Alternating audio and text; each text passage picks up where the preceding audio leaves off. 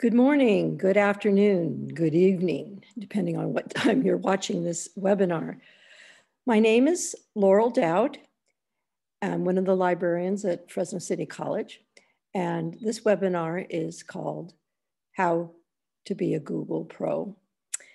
In the next less than 30 minutes, you're going to know how to be a better Google searcher. Google is a wonderful place to start when you have a topic for an assignment. As librarians, we always suggest that you start with Google, even when an instructor says, for this assignment, I don't want you to cite anything from the web. We suggest that you start here because using the web is, again, a great place to start. Research is all about language. It's all about the words that we use. And the fastest, easiest way to get up to speed on a topic is to go to Google. It's so huge. We can talk to it. We can ask it questions. We can use slang. It's just, and we're most comfortable with Google. But again, it is a wonderful place to start. And there are other things that Google does that the databases don't do. But again, it's a great place to start to get your language. So when you go into the databases, you have some options for language. Now, this is a canned search. This is my search. The technique is the same no matter what words that you use. So obviously you're not going to use my search, but the examples will work for any language that you start out with. So for this search, I'm going to search vaping in teenagers. And with this search, we have close to 1 million results. But what I mean by language, it's related terms, it's synonyms, it's just other ways to express your search. So we typed in vaping in teenagers, but when you start looking at things, you start seeing different words.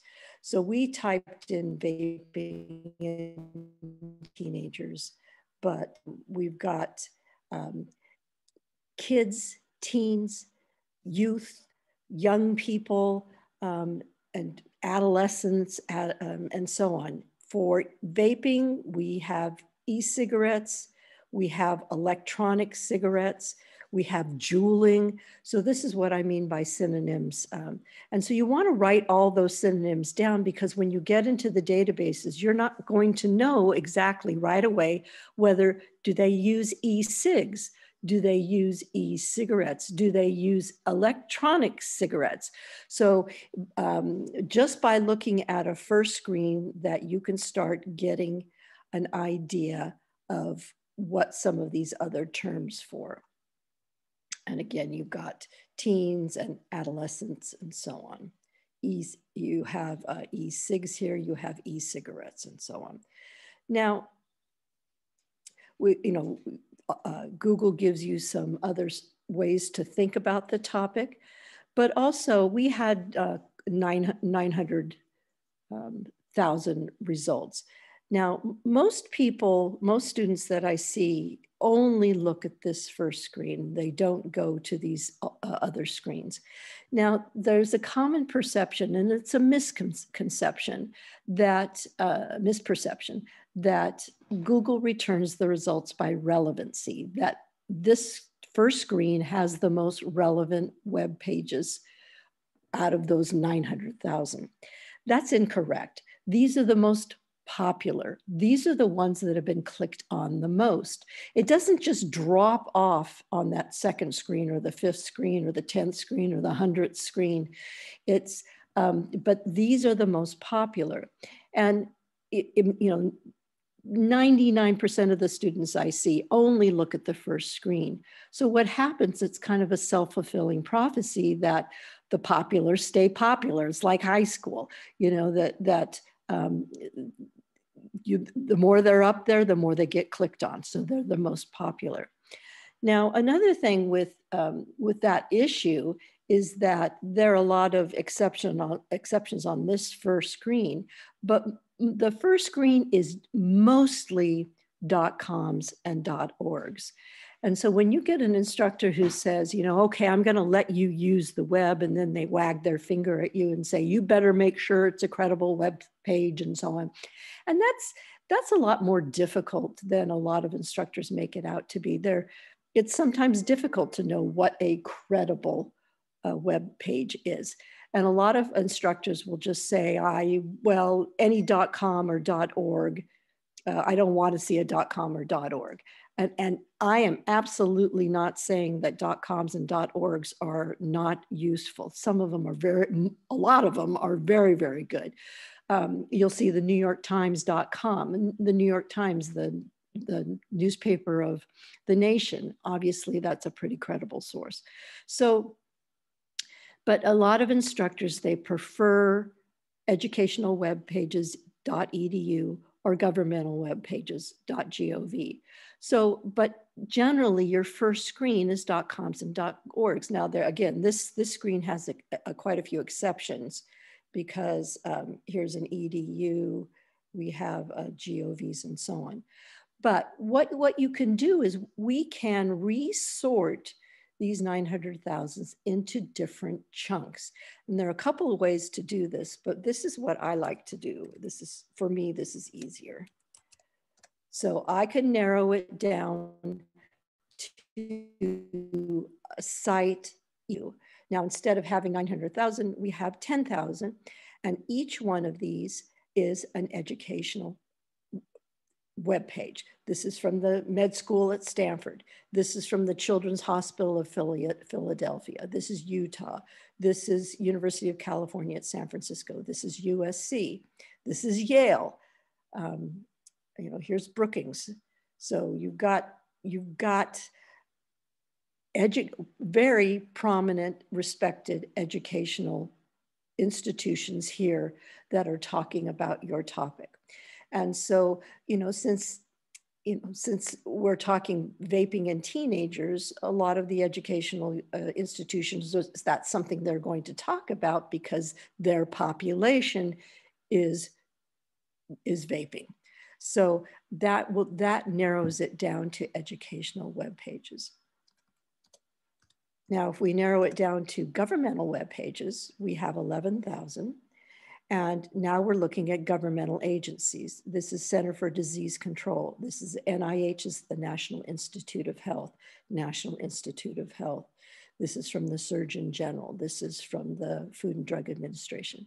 But the thing that I want you to know about these government agencies, that's really important to know about these government agencies, is that these are federal, state, city, and county agencies. And the government agencies take a tremendous amount of data. They compile it, they analyze it, they turn it into research, they turn it into charts, they turn it into tip sheets, to handouts. So these governmental agencies have been doing this for a very, very long time. When the web came around, and the web is only 30, 35 years old. And that's, I know that's probably most of your lifetimes, but it really isn't that long. But what happened is when the web came around, before the web came around, the government agencies would have to put this in print. This would have to be mailed to libraries. They would have to be on microfilm. It was a very slow and expensive process. So when the web came around and they realized that it was going to stick around, the government agencies decided this was wonderful, that they would publish their information on the web. And because they knew it'd be a lot cheaper, it'd be a lot quicker, it would stay up to date more. And so now virtually 100% of federal, state, and city and county, not all of it, but most of it, the bulk of it, is posted on the web, and only on the web. Yes, there's government information on the databases, but the bulk of it is here on the web. So depending on your topic, you may have to use the web. And when you get an instructor who says, for this assignment, you can't use the web, they're locking you out of all of this government information. And that is not right. So my suggestion is if you have a topic that lends itself to government data and information, run it in the, run it on the web with a site GOV, and then talk to your instructor about it. I would assume, I can't answer for them, but I would assume they would say, thank you very much. Of course, you may use that. But again, questions like, homicides that have bfrom perpetrated by people with handguns, the number of contracting licenses that have been approved. I mean, that's from the Bureau of Labor Statistics. The first one is probably FBI or some of the other mortality web pages. Poverty level households, that would be the Census Bureau. The number of women who graduate with PhDs in political science. That's going to be on educational web pages, the Department of Education or something. So high school dropout rates is going to be on the web. So be aware that this information is here and you want to be able to access it. So government agencies are very, very useful. Now, what you can also do is I want California government web pages. So here is from California web pages. Here's from the Attorney General. So this is from a cannabis organization, institution from California. Here's from Sonoma County. So these are all California, and they're not very many of them because of our search terms, but these are California. Now this probably won't work, but let's try this. I can narrow it down to the city of Fresno. Did not match any documents. How many times have you done that in Google? Hardly ever. But again, it's because of our search terms, but we can narrow it down to the city of Fresno. So we can do United States, we can narrow it down to California, we can narrow it down to Fresno. So depending on your topic, you can get down to the to that level.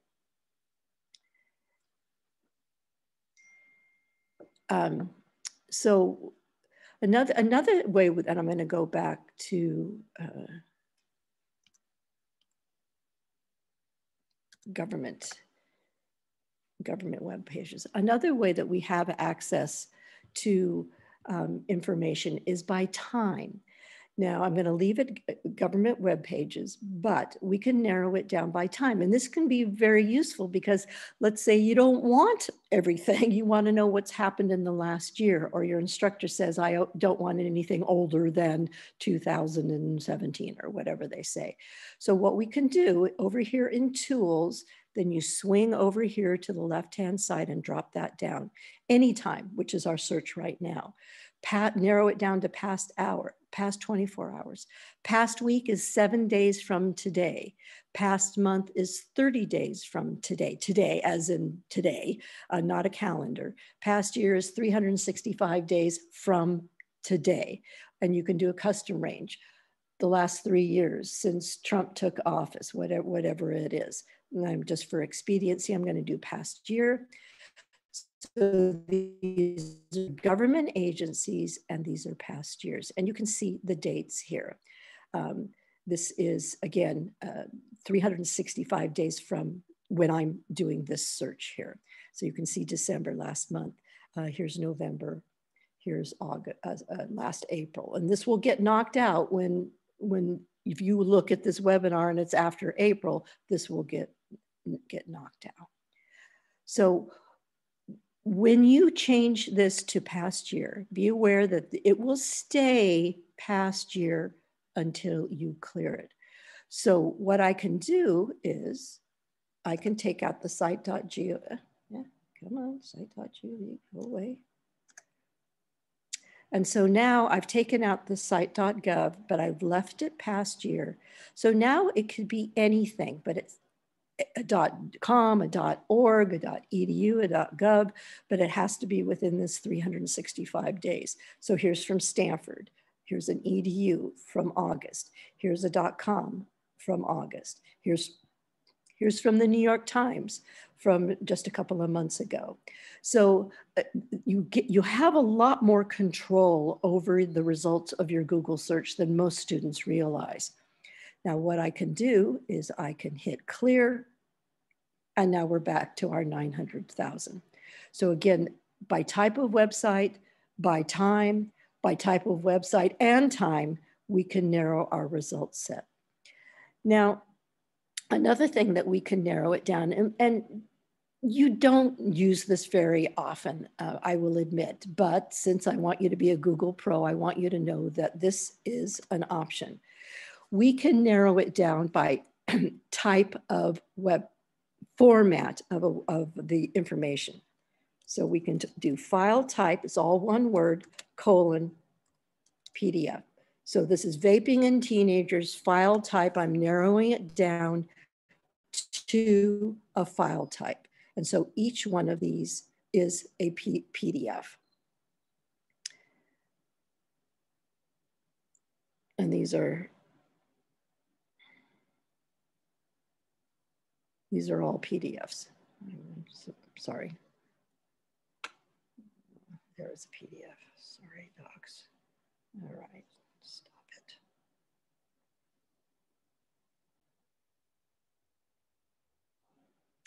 Each one of these is a PDF. So, and it's just the format of a PDF, but PDFs tend to be complete items. They're not just, you know, a section off of a web page. It's a complete research. It's a handout. It's a tip sheet. It gives you, you know, start to finish items. So it just PDFs tend to be that way, but we could also narrow it down to a doc, to a docx. So each one of these is a Word document, and sometimes that can be helpful. Now, you can use PowerPoint, and sometimes this doesn't work, but there are a couple of PowerPoints. So, you know, here's a PPT, a PowerPoint presentation.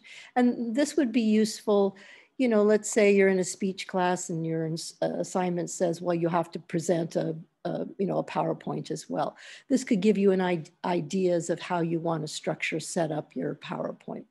So again, these are all different ways of how you narrow it down. Now, you can also, you know, narrow this down by time. You can also narrow it down by, you can mix and match these. So you could do site : org.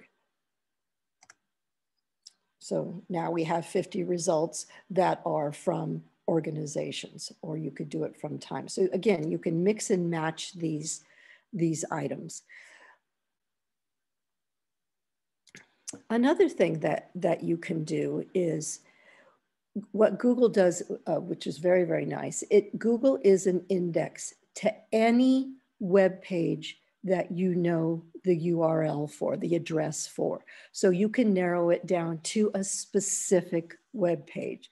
So let's say you liked what you saw from the National Institute of Health, a government agency. And so you can narrow this down, your topic, just to the National Institute of Health. And now you have 2,000 that are just GOVs from the National Institute of Health. You could say, well, I really liked what Stanford had to say, so I'm going to go to the Stanford web page, and you have 917, and now you're in the Stanford web page. So again, if you know the URL, it can be useful. Now, sometimes finding local information is difficult. So what we can do is, using your term, whatever terms you're using, is some local area newspapers, TV stations. So we have the Fresno Bee. So with our topic, we're looking in the Fresno Bee. Now we only have 47. Again, with this specific, but we might change our terms. Maybe we'll just do vaping, or maybe we'll do e-cigs, or maybe we'll do e-cigarettes and maybe try different language, or just keep it a little bit more broad. But these are articles from the Fresno Bee. Now, what you can also do is, let's see,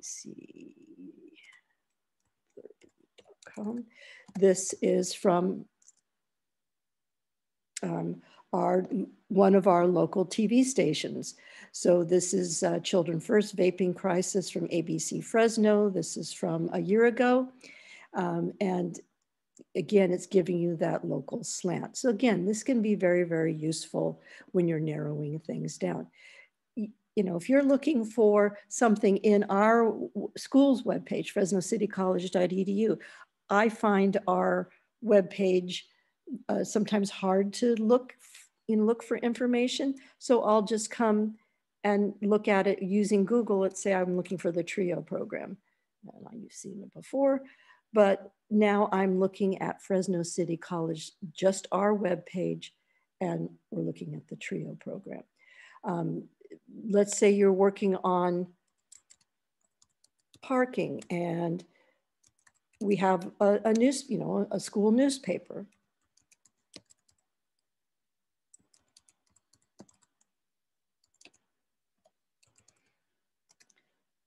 The rampageonline.com. Here are articles about parking from our school's newspaper. So again, giving you that local angle. And obviously parking is a big deal, though we're going to get a new parking structure in the next year or two. So that's really good. So again, knowing the URL, you can have Google look into use that as an index. Now, another technique that can be useful to you, climate change. Now, obviously, climate change is a huge topic. Plus, climate change is pretty normal, common words. So with this search, we have 647 million web pages with climate change. Now, if I put climate change in quotes, I am now down to 242 million. I mean, obviously still a lot, but we've lost 400 million web pages. And what happens here is when you put 2 or more words in quotes, it makes it a phrase. So it makes climate have to be next to change, and change have to be next to climate. So it eliminates all the other web pages that just have the words kind of thrown out there. For an example, she didn't know what the climate was going to be, so she brought a change of clothing. The words are there, but it has nothing to do with climate change.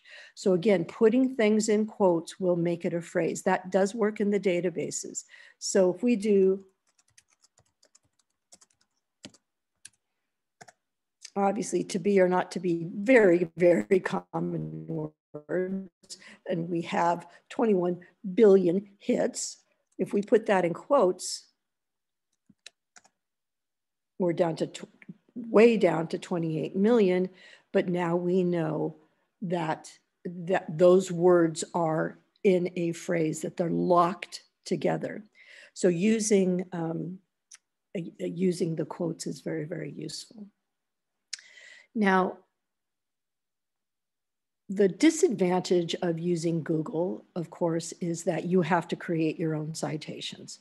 With the databases, they will offer you citations in MLA and APA and often quite a few others.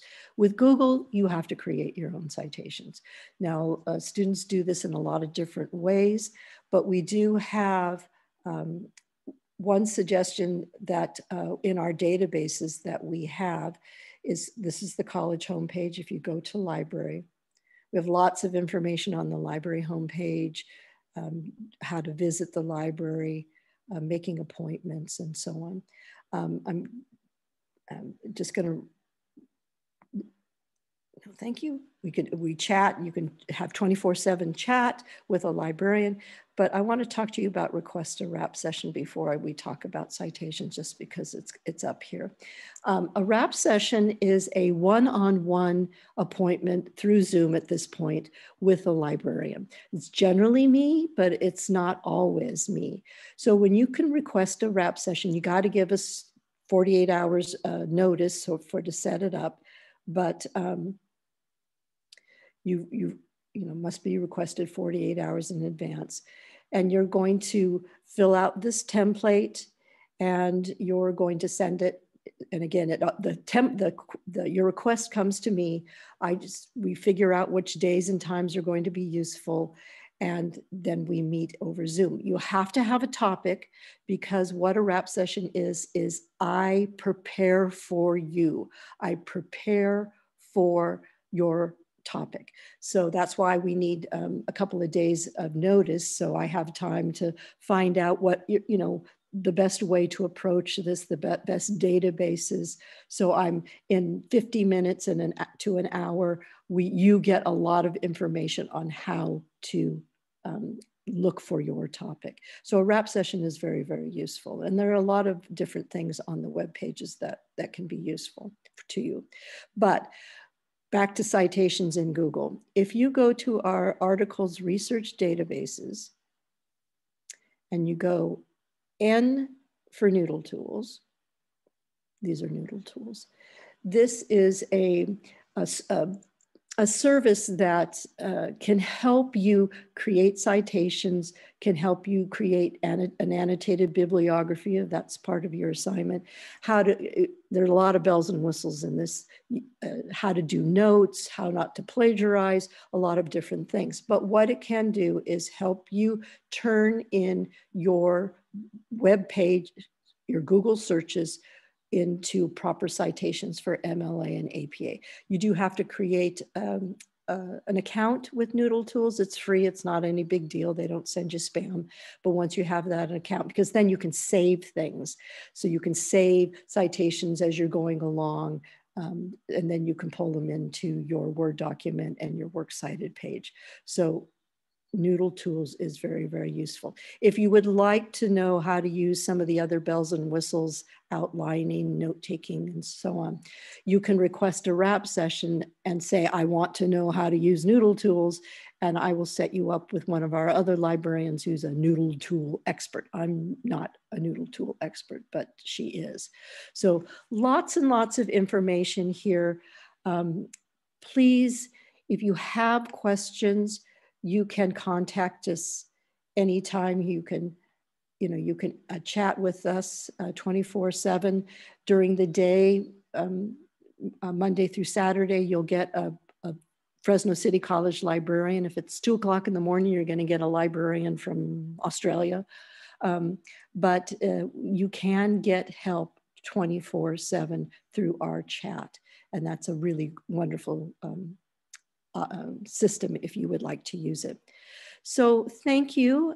If you have questions, please chat with us and we'll help you get going. If you have a topic that you want to do in-depth research in, request a wrap session and let us know if we can help. Thank you.